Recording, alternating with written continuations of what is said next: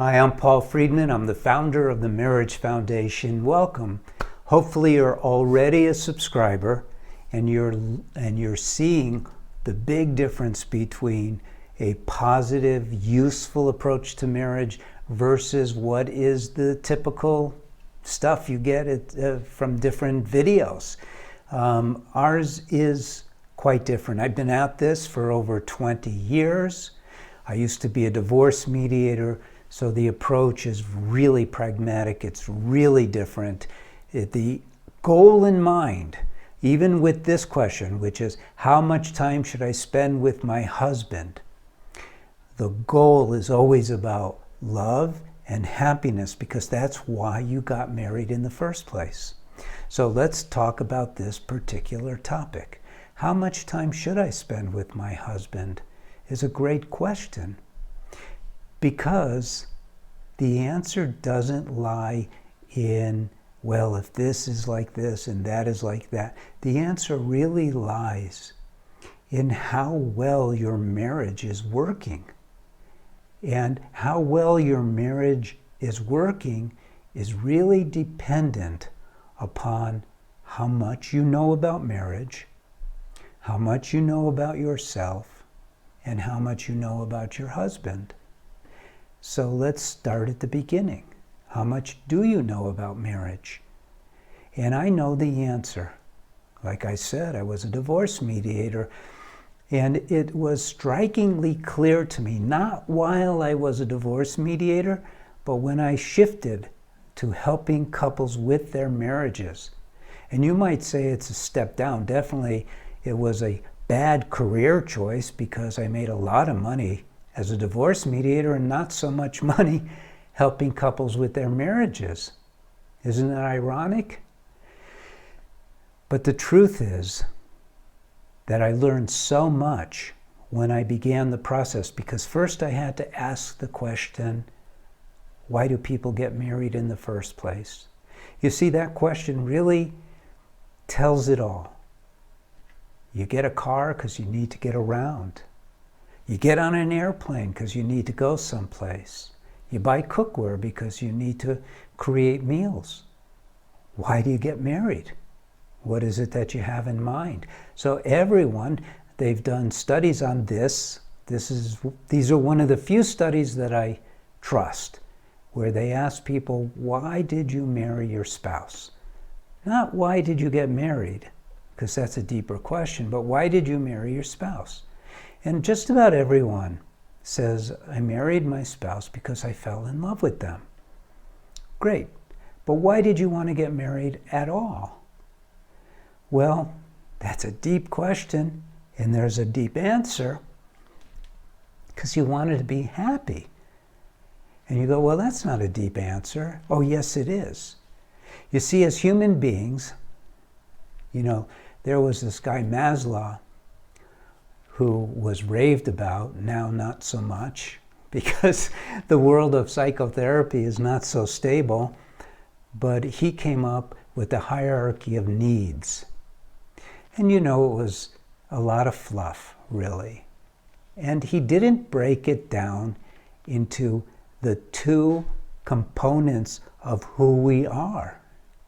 So none of it is worth anything, because we're a combination. We're souls, we have a body, and we have a mind. So you might say we're triune beings. There's three parts to us. So there's the body, right?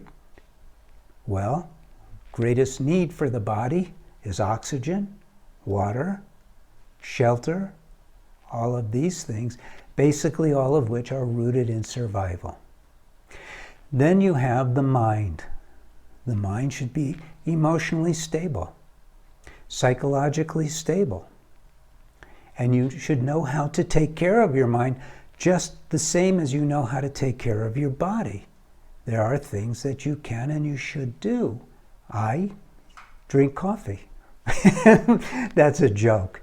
But I love coffee, and it's not bad for my body. It's certainly not bad for my mind. And so we have to take care of our body. We have to take care of our mind. But what about our self, our essential self, which is the soul? We don't learn about that because everyone, not everyone, but I'm using that as a very general term, people go, oh, you're not supposed to go there. People's religions are their business. Sure, their religions are their business, but to know who you are, what you are, is not a religious question. You're a soul. It's not a religious answer. It's a fact. You're a soul. You have a body. You have a mind. You got to take care of your body. You got to take care of your mind. But you got to be conscious of yourself as a soul as well. So here we go. See how I circled around. What is the greatest need for the soul? Well, the soul, you might say, doesn't really have a need because it's totally self-contained. It's part of God. You're part of God. But it's comprised of love, joy, wisdom. And so we need to feed it. We need to be in that mindset, in that consciousness. Joy. Joy is what we always strive for as human beings. And it just makes sense. We have the consciousness of what happiness is. We have free will. We know how to be happy. If you know how to be happy, most people do not. Frankly, most people think that happiness is the result of external things, and to some degree, that's true. But to the greater degree, it is not true. That sort of happiness is fleeting. The true happiness is when you still the mind, still the body, and you feel your true self. That's what meditation is for, which, by the way, and I'm not pushing it, although it's not a bad idea, I've been meditating since 1972, quite a number of years. And it really allows the soul to be you. And it starts changing yourself. What does this have to do with marriage? Quite a bit. Because what happens is we don't think about love as a spiritual thing. We think about it as a romantic thing, but we don't think about it as the essence of what we are.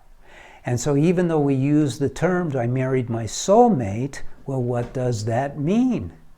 Well, what it means is that you're a soul, your husband is a soul, you met each other, you clicked again, not the first time you've been together, and you wanted to build upon that relationship that you had been building over God knows how many incarnations.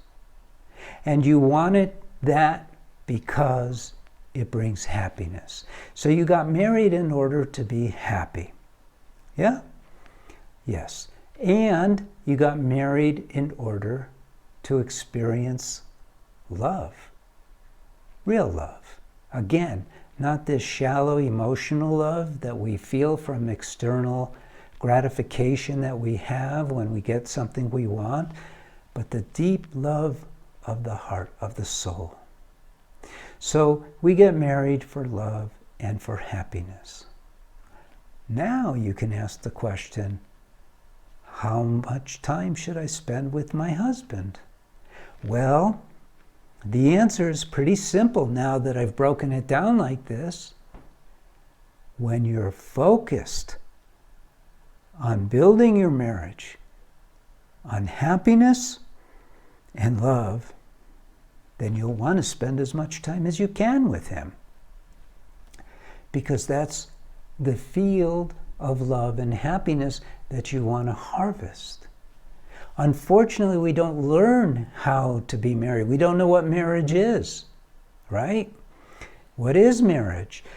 I describe marriage very simply as a spiritual path, an individual spiritual path that you take with your soulmate. So the two of you can have that soul connection, learn how to love each other unconditionally, and be fulfilled with all the joy that is possible, which is an infinite amount. But you don't know that. Where have you learned that? And I'm not blaming anyone for not teaching you, and I'm not blaming Western psychology for totally missing the point, because Western psychologists, like everyone else who tries to serve others, do the best that they can with what they know. And thank God, I didn't approach marriage help from the perspective of Western psychological thinking, which is all about identifying psychological issues and phobias and flaws. When I wanted to do marriage help, it was because a couple who I'd been working with to divorce asked me to help them fix their marriage. And I thought, okay, let me look into this. And when I spoke to my marriage counselor friends, because those were the ones who sent me my clients, none of them had the same answers. And most of them didn't have any answers at all. And it was weird. I thought that they would be trying to help people with their marriage and end up sending them to me to get a divorce. I thought it was even more weird because they spoke openly to me that they really didn't understand marriage. So I had to begin there. And that's where I started with that question of why do you get married at all? Because once you know why you got married, then you know what you need to do to heal your marriage. You need to institute those principles in whatever process you choose to achieve that happiness.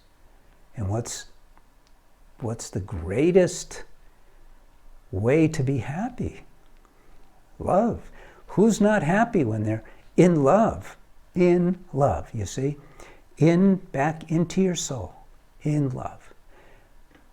And so I had to reinvent marriage, you might say, and then create processes which are now in my books and in my courses, so that people could know exactly what they're doing mechanically and achieve that which is why they got married in the first place. Joy and love. Joy and love. Not so hard, is it? So, you can't approach this question with a desire to hear a time, to hear an amount of time. The right answer to this question is to back up and start working on your marriage. Really cultivate the love for your husband. Really cultivate all the right attitudes towards your husband. Really get rid of all of those habits that interfere with love and happiness, like complaining and arguing. Those have no place in a healthy marriage. Now, when you have begun that process, the connection that you first felt with your husband will start to reveal itself again.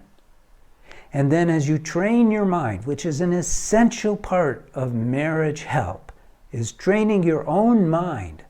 It's a possession, remember? Then your desire to be with your husband will grow. Your husband's desire to be with you because you're smiling and loving and cheerful and your heart is open, his desire will be to spend time with you. And then guess what? You won't be setting aside time on a calendar. You'll be aching to be with him, to be in his arms, to have him in your arms, to smooch, to hug, to make love, to just be together and feel that connection.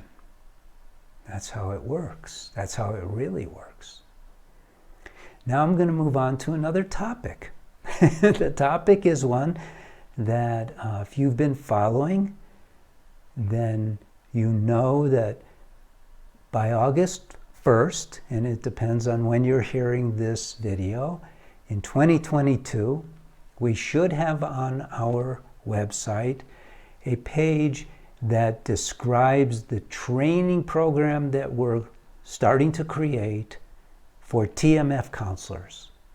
Because our next step as the Marriage Foundation is to expand our reach, not just be the place where you go when your marriage is in serious trouble and you need this course, but to have thousands of TMF marriage counselors on the ground in communities all over the world, helping individuals and couples restore their marriage the right way.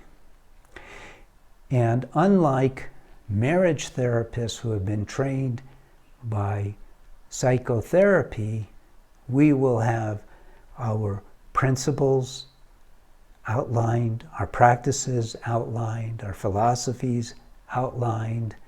Everything will be there. You will learn how to do it the way I did it before starting the website and having the online courses. It's very, very effective for helping people. You know, one of the things that I found disturbing, actually, is that people go in to a marriage therapist, and you may be a marriage therapist. I've trained marriage therapists one-on-one, can't do that anymore, we're way too big. And they did not have successes. A couple of them were pretty good. My favorite therapist, his name was Paul Hagenberger. Unfortunately, he passed away years ago. But he used to say, it's all about education, education, education, which is true, but it's not enough. You need to understand the principles. You need to understand a process. If you've dug yourself into a hole, you got to know how to get yourself out of the hole and all of that. We want to have marriage counselors all over who really understand, so that when people come to you, because I'm recruiting you now in case you haven't figured that out, when they come to you, they will know that by the end of the session, they will have progressed towards a blissful marriage and not just gone over their past. We don't do any of that, or what happened with their perverted brother or sister. We don't touch any of that stuff because it doesn't make any difference. We're focused on improving their marriages from where they are right now. So I hope that you will take a look at that, especially if you're a therapist or a clergy who's already doing this and trying to learn what we do just from the videos. You might as well have the full-on depth, even become a certified TMF counselor, and let's do it together. Let's go hand in hand and change the world. Okay, so that's it. Again, I'm Paul Friedman. I'm the founder of the Marriage Foundation. And I'd like to say thank you and see you next time. God bless you. Take care.